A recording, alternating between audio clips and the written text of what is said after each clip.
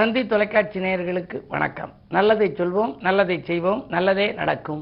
இன்று 9/11/2023 வியாழக்கிழமை.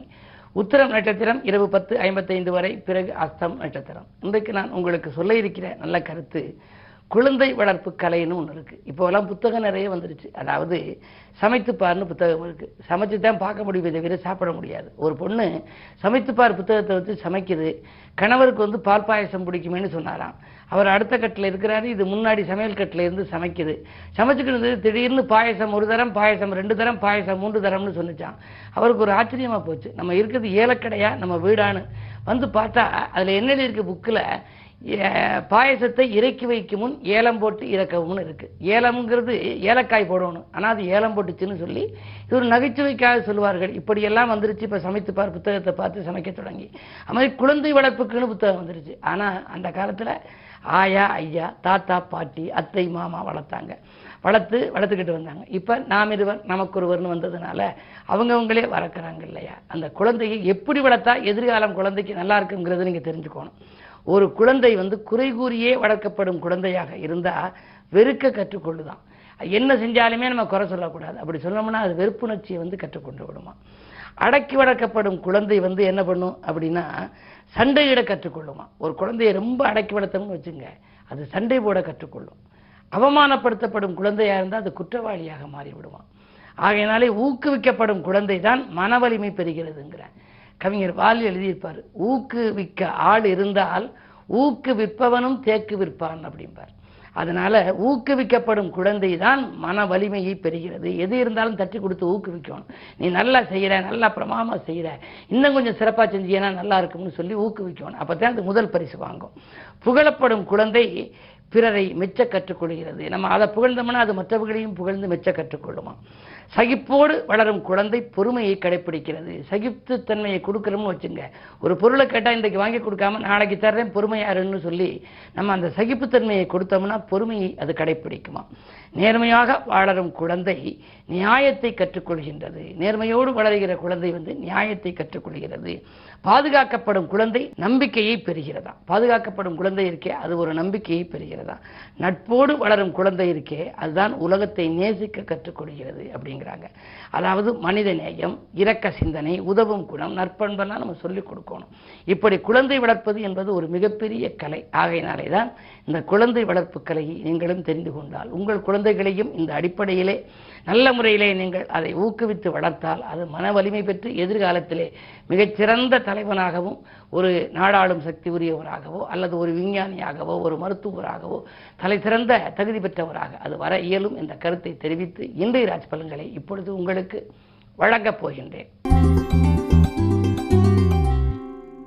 மேசராசி நேயர்களே, இன்று உங்களுக்கு பணவரவு திருப்திகரமாக இருக்கும் நாள். பக்கத்தில் உள்ளவர்கள் உங்களுக்கு பக்கபலமாக இருப்பார்கள். சிக்கல்களிலிருந்தும் சிரமங்களிலிருந்தும் நீங்கள் விடுபடுவீர்கள். உங்கள் ராசியில் குரு பகவான் இருக்கின்றார். குருவினுடைய பார்வை 5, 7, 9, 3 இடங்களில் பதிகிறது. பிள்ளைகளாலும் நன்மை கிடைக்கும், வாழ்க்கை துணையாலும் நன்மை கிடைக்கும், பெற்றோர் வழியிலும் நன்மை கிடைக்கும். நல்ல நாள் இந்த நாள். ரிஷபராசி நேயர்களே, உங்களுக்கெல்லாம் விரயஸ்தானத்திலே குரு லாபாதிபதி 12 இருப்பதனாலே விரயம் உங்களுக்கு உண்டு என்றாலும் வருமானம் இல்லாமல் விரயம் ஆகாது. வருமானம் வந்துதான் விரயமாகும். எனவே ஏதேனும் ஒரு பொருளை வாங்க நினைத்தாலும், ஒரு இடத்தை வாங்க நினைத்தாலும், நூதன பொருள் வாங்க நினைத்தாலும் அதற்குரிய தொகை முன்னதாகவே வந்துவிடும். உத்தியோகத்தில் உங்களுக்கு எதிர்பார்த்த இடமாற்றங்கள் உண்டு. அதிகார பதவியில் உள்ளவர்களின் ஆதரவு திருப்திகரமாக இருந்து அதன் மூலமாக ஒரு நல்ல பலன்கள் உங்களுக்கு இன்று கிடைக்கும். மிதுனராசி நேயர்களே, உங்களுக்கு அஷ்டமத்து சனியின் ஆதிக்கம் இருப்பதால் பொறுமை தேவை. பொறுமையே உங்களுக்கு பெருமை தரும். அருகில் உள்ளவர்களை அனுசரித்துக் கொள்ளுங்கள். யாருக்கேனும் வாக்கு கொடுத்தால் கொடுத்த வாக்கை காப்பாற்ற இயலாது. திட்டமிட்ட காரியங்கள் திட்டமிட்டபடி நடைபெறாமல் போகிறதே என்றும் கவலைப்படுவீர்கள். கூடுதல் விரயங்கள் ஏற்படாமல் இருக்க சுப விரயங்களை மேற்கொள்வது நல்லது. கடகராசி நேயர்களே, உங்களுக்கெல்லாம் துணிவும் தன்னம்பிக்கையும் தேவை. தொல்லை தந்த எதிரிகள் விலகிச் செல்வார்கள். நல்ல வாய்ப்புகள் எல்லாம் இல்லம் தேடி வரப்போகிறது. 2ஆம் இடத்தை குரு பார்க்கின்றார். எனவே பிள்ளைகளின் எதிர்கால நலன்கிறது நீங்கள் திட்டிய திட்டங்கள் எல்லாம் வெற்றி பெறும். உதிரி வருமானங்களும் உண்டு. சிம்மராசினியர்களே, உங்களுக்கெல்லாம் முடியாத காரியத்தை முடித்துக் கொடுக்கின்ற நாள். முகஸ்துதிக்காக பழகியவர்களை நீங்கள் இனம் கண்டு கொள்வீர்கள். முக்கியமாக முன்னேற்ற பாதையில் அடியெடுத்து வைக்க முக்கிய புள்ளிகள் உங்களுக்கு இன்று உதவிகரமாக இருப்பார்கள். உத்தியோகத்தில் கூட சக ஊழியர்களின் ஆதரவு உங்களுக்கு கிடைக்கும். மேலதிகாரிகள் உங்கள் கருத்துக்களை ஏற்று நடந்து கொள்வார்கள். இன்று உங்களுக்கு ஒரு யோகமான நாள். கன்னிராசினியர்களே, உங்களுக்கெல்லாம் இன்று சந்திரபலம் ராசியில் இருக்கிறது. லாபாதிபதி உங்கள் ராசியில் இருக்கின்ற பொழுது லாபம் சிறப்பாக இருக்கும். ஆர்வம் காட்டாத செயலில் கூட ஆதாயம் கிடைக்கும். அல்லல்கள் குறையும், ஆனந்தம் பெருகும். முன்னேற்ற பாதையில் நீங்கள் அடியெடுத்து வைக்கப் போகின்றீர்கள். முக்கிய புள்ளிகளின் ஒத்துழைப்போடு நினைத்த காரியத்தை நினைத்த நேரத்தில் செய்வீர்கள். புதிய ஒப்பந்தங்கள் அடுக்கடுக்காக வரலாம். அயல்நாட்டிலிருந்து வரும் ஒரு தகவல் கூட ஆதாயம் தருவதாகவே உங்களுக்கு இருக்கும். சுக்கிரன் நீச்சமாக இருக்கிறார் என்று கவலைப்பட வேண்டாம். இருந்தாலும் கூட குரு உங்கள் ராசிக்கு 2-12 பார்ப்பதால் உங்களுக்கு இன்று இனிய நாள்.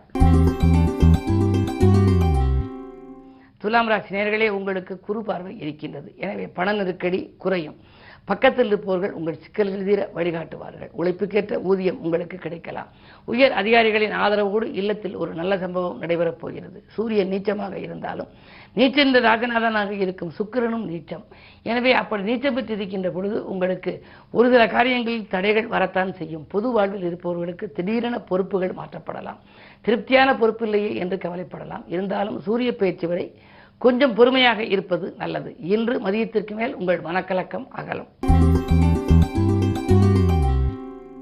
விருச்சிக ராசி நேயர்களே, உங்களுக்கு ராசியிலேயே புதன் இருக்கிறார். மாமன் காரகன் புதன் என்பார்கள். எனவே மாமன் மைத்தினொழியில் மனதுக்கினிய சம்பவம் நடைபெறும். சந்தோஷங்கள் அதிகரிக்கும். தனவரவு திருப்திகரமாக இருக்கிறது. 3லே சனி இருப்பதாலே முக்கிய புள்ளிகள் உங்கள் முன்னேற்றம் கருதி உதவிக்கரம் நீட்டுவார்கள். அதே நேரத்தில் உங்களுக்கு தொழில் கூட்டாளிகளால் வருமானம் உயரும். திட்டமிட்ட காரியங்களை திட்டமிட்டபடியே செய்து முடிப்பீர்கள். திடீர் தனலாபமும் உங்களுக்கு உண்டு. பழைய பாக்கிகள் வசூலாகி பரவசப்படுத்தப் போகின்றது. குரு 6ல் இருக்கின்றார்.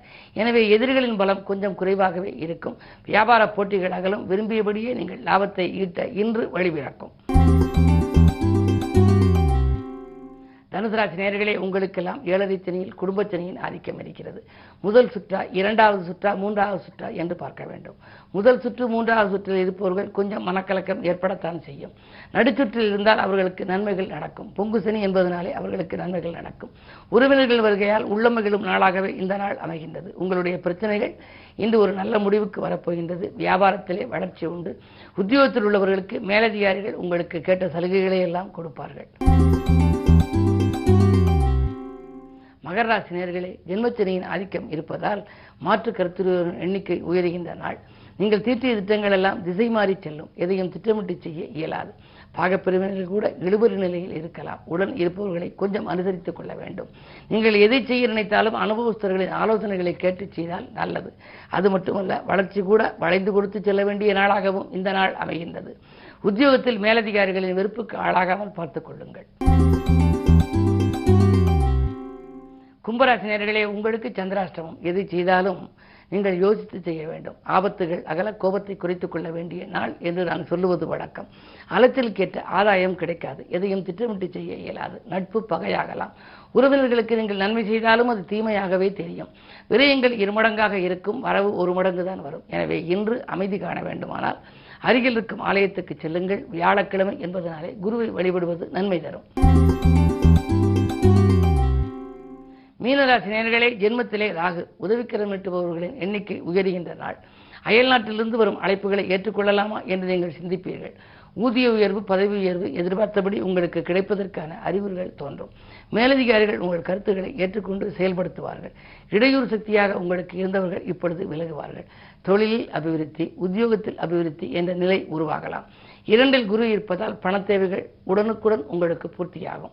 எனவே பண நெருக்கடி அகலும். வாங்கல் கொடுக்கல்கள் சீராக இருக்கும். இந்த நாள் ஒரு நல்ல நாள், யோகமான நாள். மேலும் விவரங்கள் அறிய தினத்தந்தி படியுங்கள்.